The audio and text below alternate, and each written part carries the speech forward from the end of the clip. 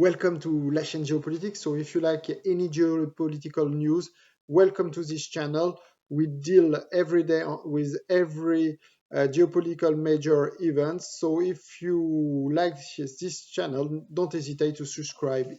So today we will talk about this election of the new interim government in Libya, which has been announced on Friday by the UN representative for Libya, Stephanie Williams, which has set up the political forum for dialogue in Libya, which has been set up in which consists of 72 people which are supposed to be the most representative of Libya due to the fact that they come from the three major regions, historical regions of Libya, namely Tripolitan, Cyrenaic, and Fezzan, the southern part of Libya. And those 72 people who are considered the most representative, so elected on Friday, so the new interim government in Libya, which has been has been elected. So for the position of Prime Minister Abdul Hamid Dbeiba has been elected.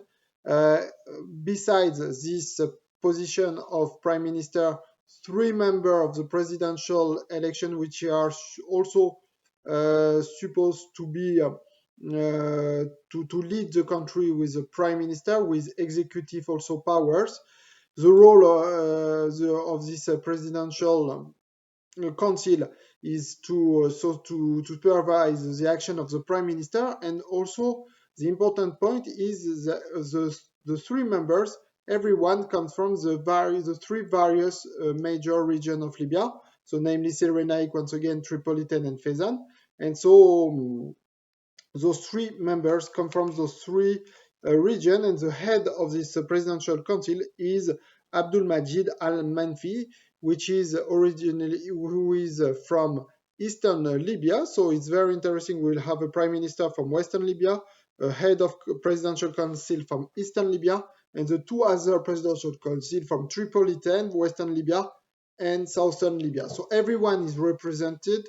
We see in those major institutions, and it is exactly the goal that wanted to reach. So the United Nations, through this political forum for dialogue that they set up right before the Geneva Agreement, which has, I remind to my viewers, which has set up a permanent ceasefire with the main provision of this agreement is that the foreign troops should leave the country within 3 months, and that's it. That is the immediate challenge of this new interim government, because those 3 months has elapsed.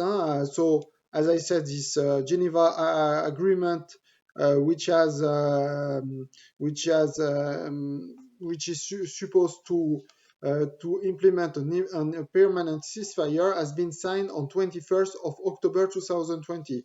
So last 20 so on 20th of January 2021. So meaning 2 weeks ago, the foreign troops were supposed to leave the country, but they are still on the ground, meaning that the Russian mercenaries from Wagner Group, the Chadian mercenaries, the Sudanese mercenaries, and also Turkish troops also are still on the ground, plus also some Syrian opposition mercenaries are still on the ground. No one left the country, despite the call from the UN Secretary General, Mr. Antonio Guterres, even this week, who called all those foreign parties to go either to Tripoli or Benghazi and to leave then the country, is what he declared this week. But despite his very pressing call to leave the country, no one wants to leave the country.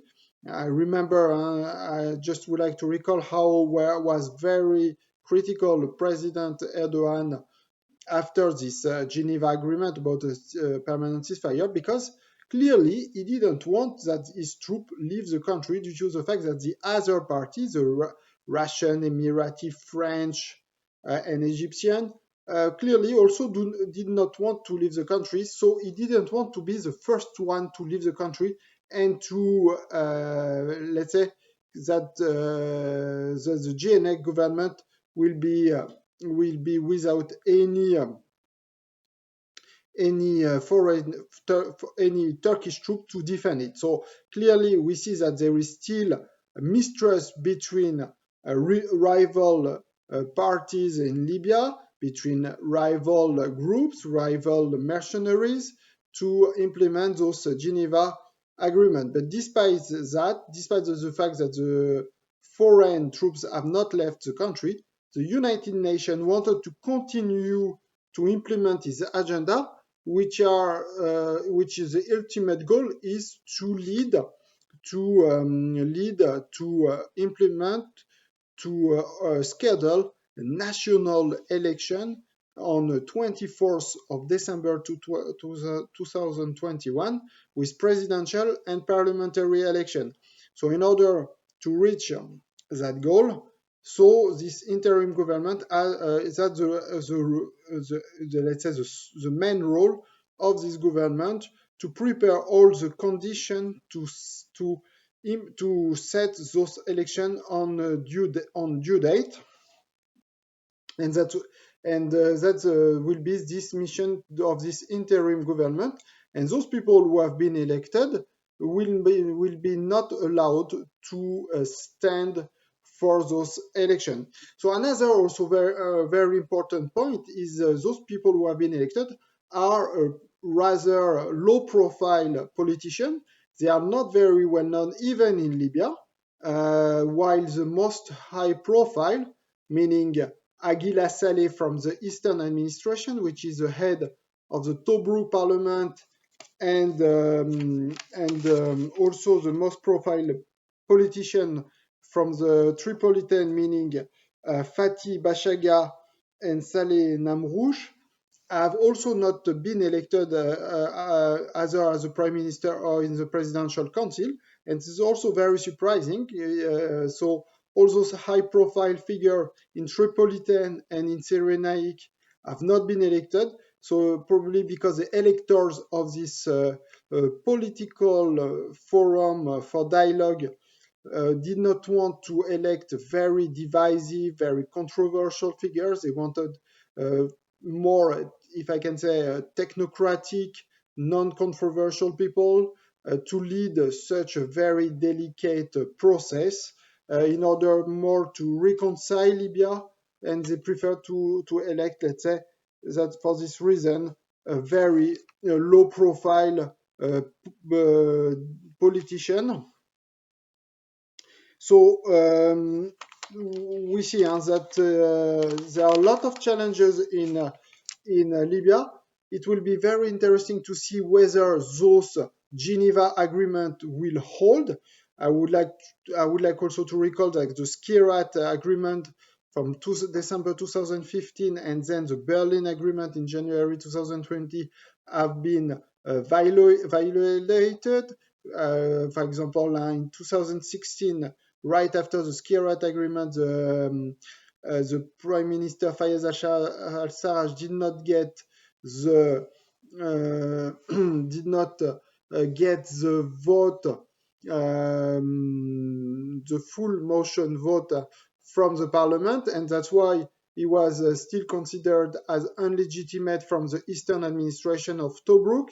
While the Berlin Agreement has been violated because we know that they were supposed to be a permanent embargo on weapons against Libya, and that different parties still continued to sell weapons like the United Arab Emirates or France to the Eastern administration and Turkey towards the GNA administration. So we see that the previous agreements have been violated, and that's why we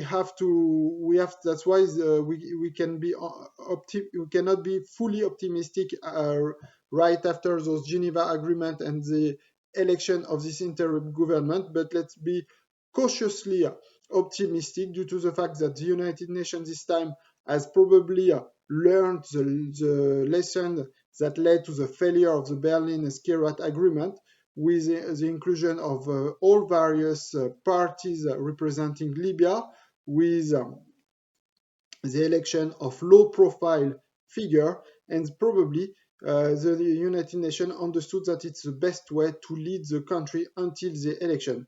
But in the case that this government of Mohamed Abdul Hamid Beba does not get the full approval of the parliament, the United Nations is ready to take the full power in order to lead the country to the United Nations. So the United Nations, through the UN representative for Libya, Stephanie Williams, is ready to has elaborated all type of scenario in order that the ultimate goal of national election will be held on 24th of December 2021.